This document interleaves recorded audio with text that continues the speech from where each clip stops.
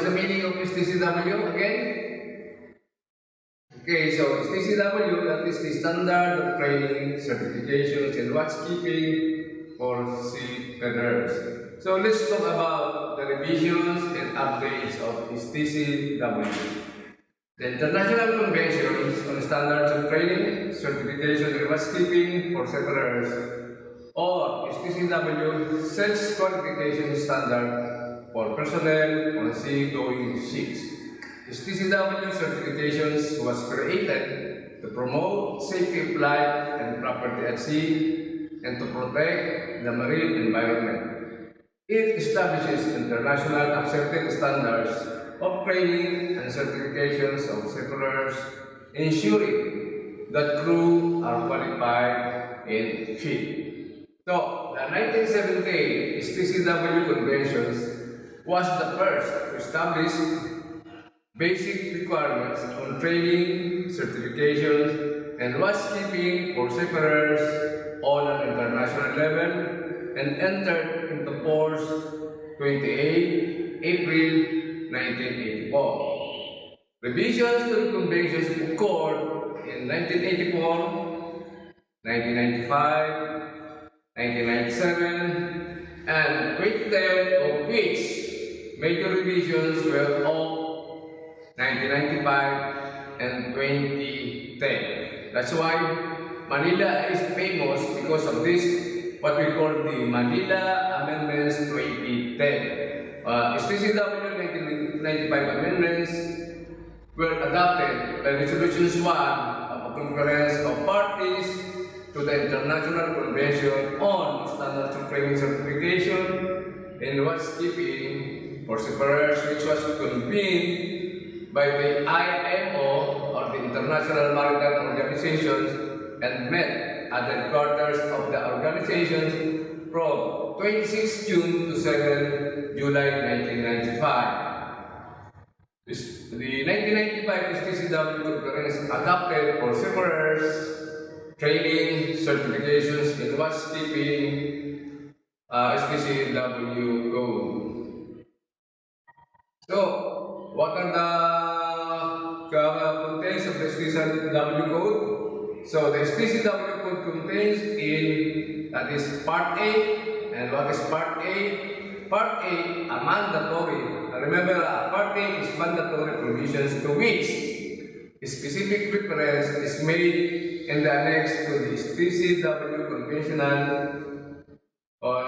convention, in which give the detail, the minimum standards required to be maintained by the parties in order to give full and complete effect to the provisions of the STCW conventions. And Part B, recommended guidance. This is recommended guidance to assist parties to the STCW conventions and those involved in implementing, applying, or enforcing measures to give the STCW conventions full and complete effect in uniform manner.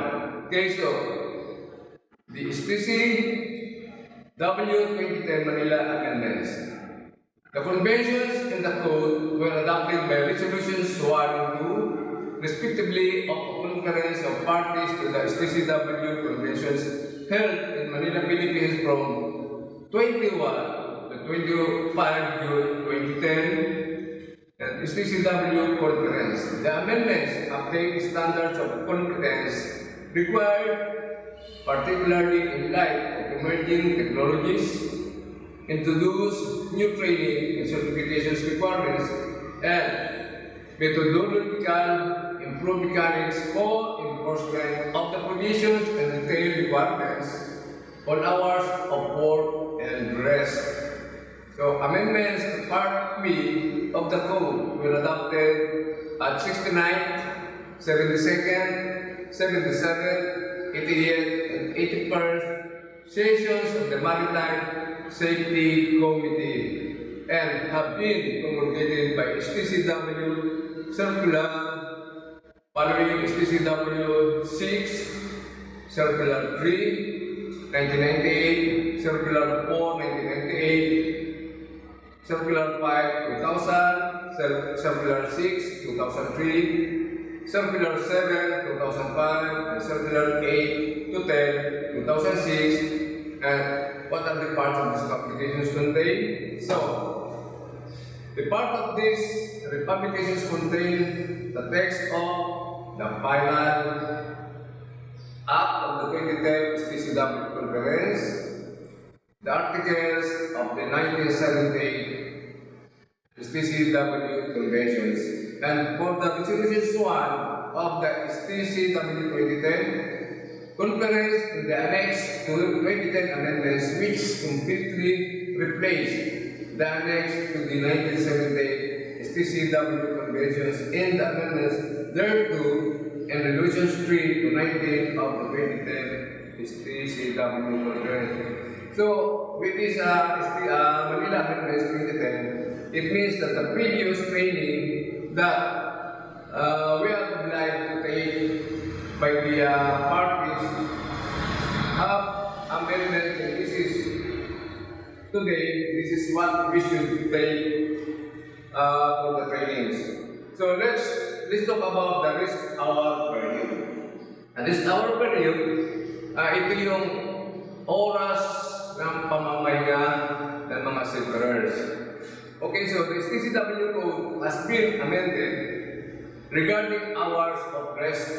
So it is now in line with ILO, which is the International Labour Organizations, and United Kingdom Maritime and Coast Guard Agency requirements, known as the 2010 Manila Amendments to the STCW code, which entered into force on 1st January 2012 for all parties to the conventions.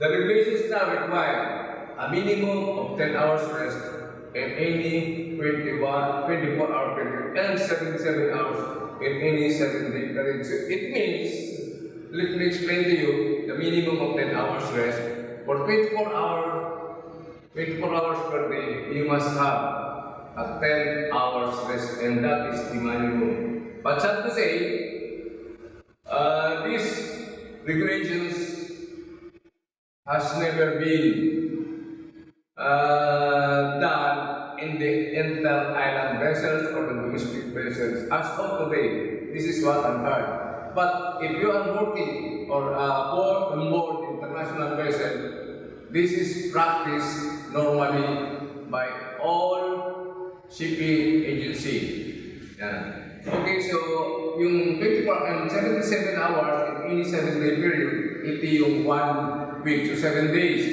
So it means 77 hours, that is 10 days for 10 hours per day for 77 hours in a week. And a minimum, number 1, a minimum of 10 hours rest is required to be provided in any 24-hour period. So yun yung minimum na rest ng isang seafarers, 10 hours within 24-hour period. And number 2, the period of rest will be divided into no more than 2 periods, one of which shall be at least 6 hours in length.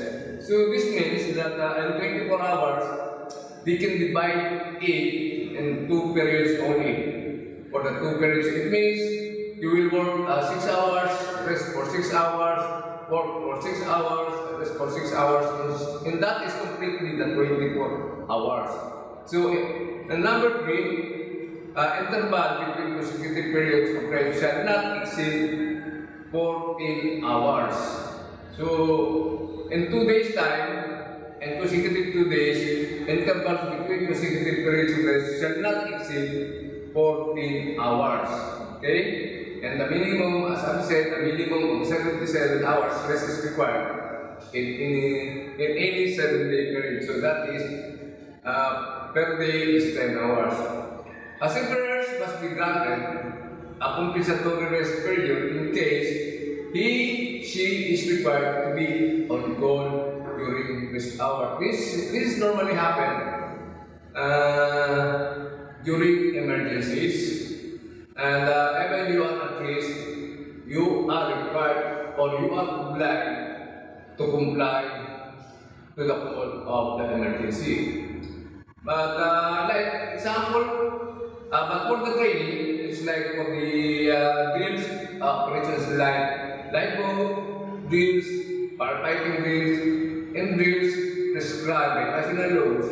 The regulations should be conducted in manner to ensure minimum disruption of the period. You know, this training of this is an obligation by the seafarers, and it's up to your master or the captain how he can give you the schedule that will not interrupt your rest period. Ito, maano nito, mararanasan nito during the international voice but as I've said before, sa inter-island, depending on interview that I've made to those cadets on board the Montenegro, the Star Wars, they don't have this rest hour period. Sabi ko nga, for the meantime, kunting tiis. Dahil ito ang stepping stone ninyo. So, let's continue this one. A number of ship's working hours and hours of rest for crew members in all positions must be displayed in place of easy accessibility to purpose of informing the seafarers in due time. So, dapat nga, nakapost ito, parang bulletin board ito eh. Nakapost ito sa alleyway or hallways ng barko, and then you will know the schedule. And also, a log recording number of hours of work and rest for every crew member must be maintained at all times. This is one record that the first state control might ask from the captain where is the log recording number rest hour of the seafarer. Okay, and however, an exception can be made to all the above-mentioned clauses in case the master of the ship deemed it necessary to require services of several lieu of maintaining the safety of the ships, especially on emergency basis. As I've said before, during emergency nga, kung ano man ang ginagawa mo, kahit rest hour ka, if the emergency alarms sounded, then you have to respond on this emergency. Okay, and for the deck and engineers officers, along with apprentice cadets, may be required to work in excess of the above mentioned limit, all of which shall be considered as overtime. For each hour of overtime work, the officer will be entitled to compensatory hours of rest and overtime remunerations. But this is one thing that we never know, because in other shipping company, the deck cadets or engine cadets are not, I may say they are not entitled for the compensations of this overtime works. So it depends on your officers if they give you something, but you can see in your contract that it is not included. Okay, so it should be noted that all the above mentioned provisions shall vary for seafarers below 18 years of age, and for all such crew members, how many hours to work on ships shall be governed by a separate set of rules, which says working hours on ships should not exceed 8 hours per day or 40 hours per week. Overtime above this limit is allowed only under unavoidable circumstances and under no conditions can be allowed on a regular basis. Sufficient time shall be provided for cost of meals with at least 1 hour for the main meal of the day. So, yung rest hour, during mealtime, siyempre hindi siya kasama. And yung 15 minutes break, dapat hindi rin siya kasama. A 15 minutes rest period shall be allowed after a period of 2 hours. So, after 2 hours, you must have a 15 minutes break. So, exemption in the above conditions can be made if the hinder effective training schedules or post problems with watchkeeping duties, especially in the engine room in catering department. Any exceptions made shall be duly recorded and compensated. And according to the Maritime Labor Conventions 2006, these conditions of ship working hours shall be followed by all member nations of the conventions by means of setting the maximum number of work hours or a minimum number of rest hours, a limit which shall not be exceeded in a given period of time.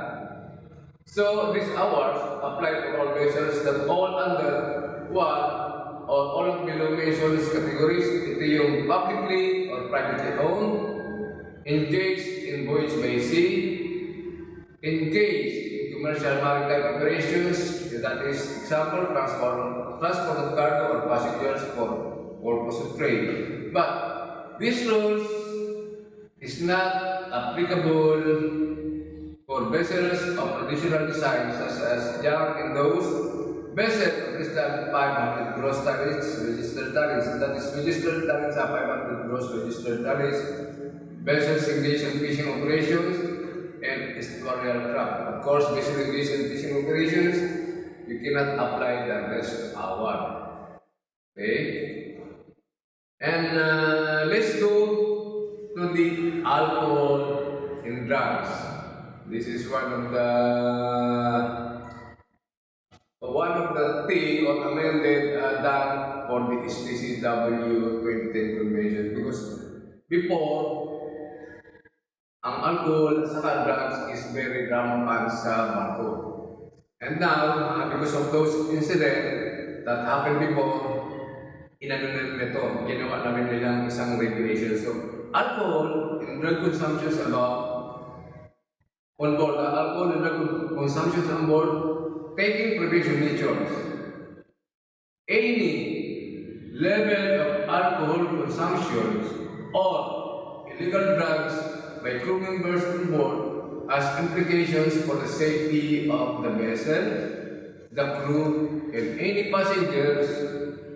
Even small quantities of alcohol have been shown to sufficiently impair several fitness for duty and increase the risk of accident.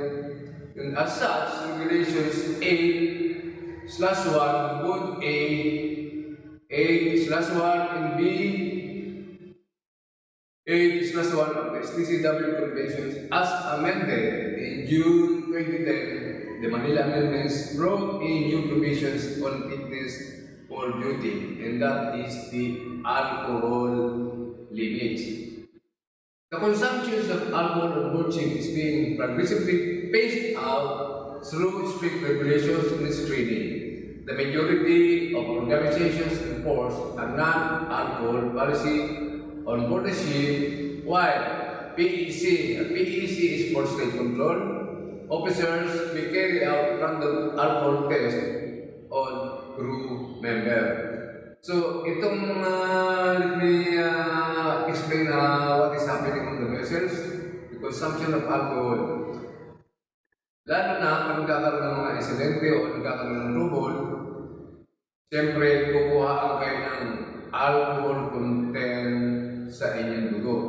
At pag nagkakaroon din ng insidente o aksidente sa labas o while navigation type, ang first step is sasampa sa barko and then kukuhaan kayo ng alcohol test. At pag nagkaroon kayo ng positive content, ito ang isang masakit na pangyayari sa buhay ninyo bilang settler.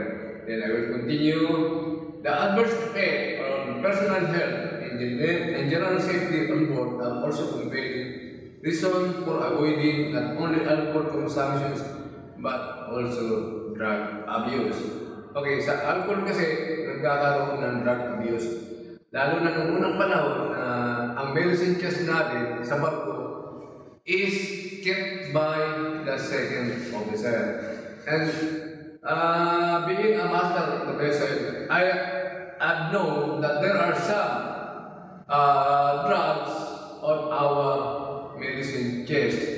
But ito, bago namin ibigay sa ating tripulante o sa seafarers, we are calling first the guidance of the assured medical officer. kung pwedeng ibigay, and then pag nagamit sila ng go signal, then ibibigyan namin sila. Of course, that is recorded. Naka-record lahat ng ibinibigay natin sa mga separate na nangangailangan ng mga gamot na pwede natin sabihin drug para sa mga nangangailangan. A separate expect little sympathy for their employer or the authorities if in positions of producing illegal substance. And also, I will explain it to you, before you board on the vessel, nagkakaroon tayo ng mga medical.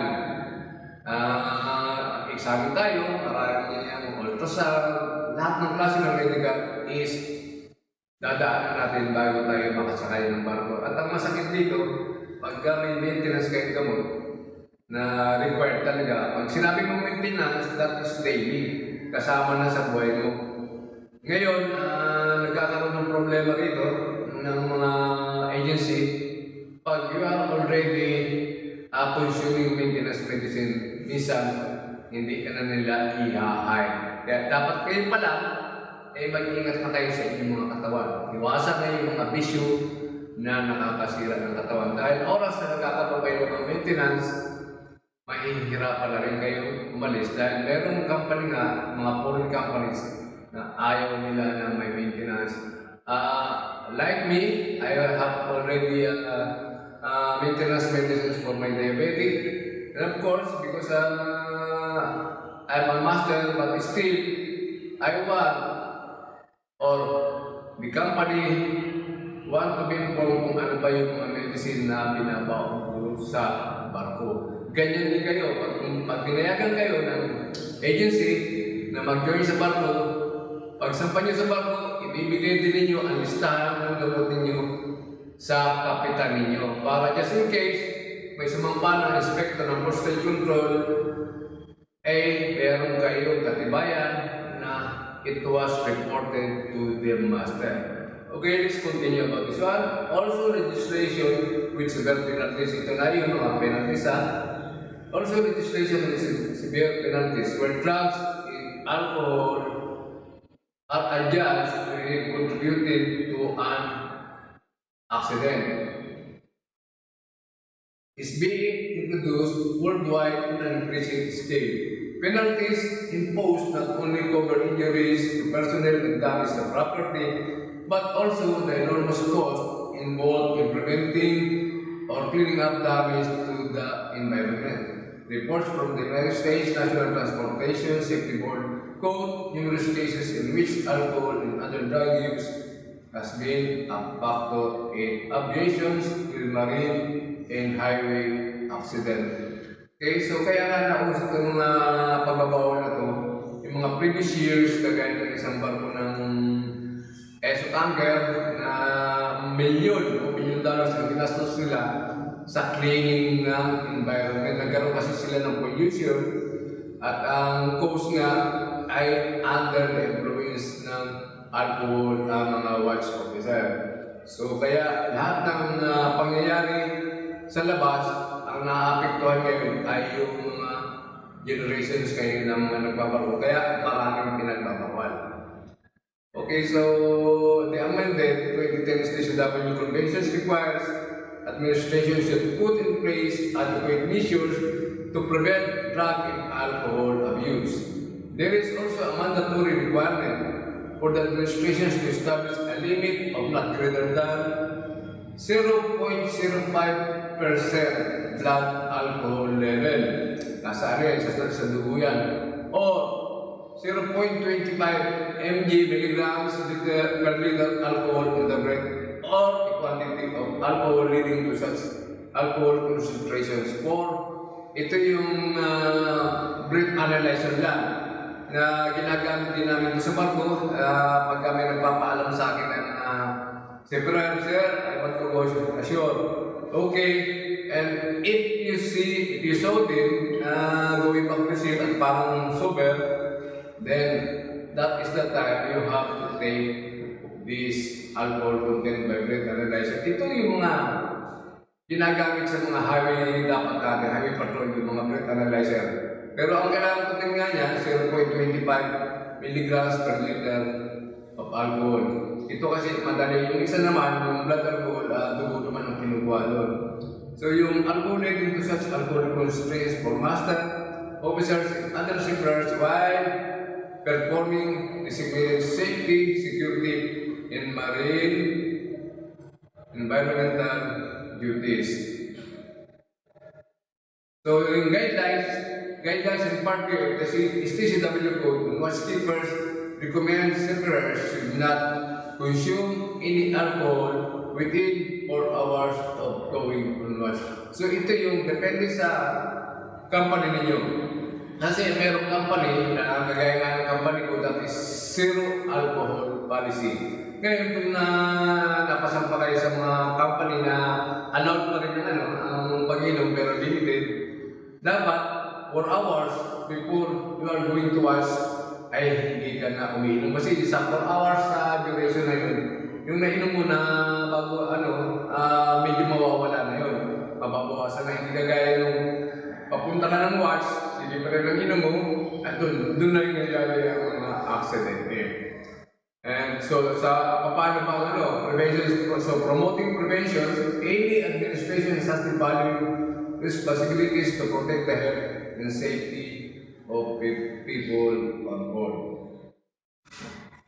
Okay, so we will discuss the other topics next session. Okay, thank you.